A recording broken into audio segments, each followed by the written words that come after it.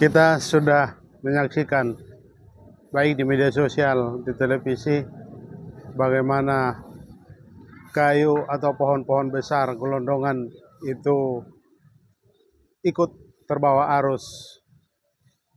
Ada masuk ke beberapa sungai besar, Sungai Batang Toru, termasuk karena aliran air Simundong.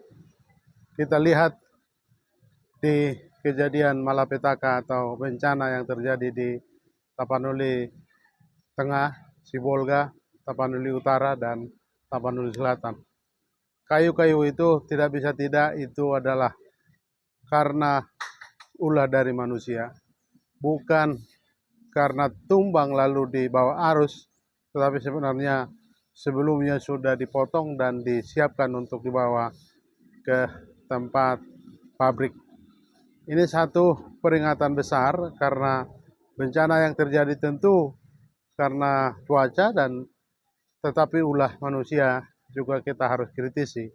Yang menarik, kita harus dengungkan kembali siapa atau perusahaan mana yang harus bertanggung jawab tentang kejadian ini. Tidak bisa tidak kita serukan TPL, Toba Pap Lestari.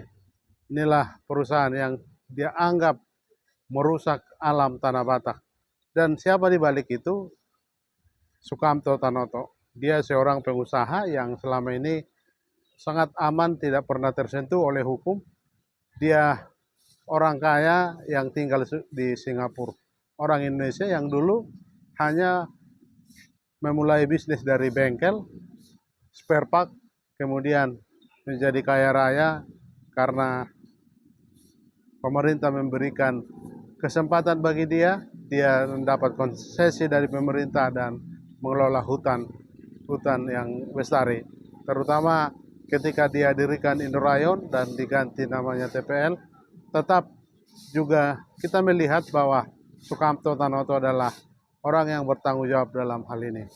Karena itu seruan untuk pemerintah agar Sukamto Tanoto juga dihadirkan, diberikan sanksi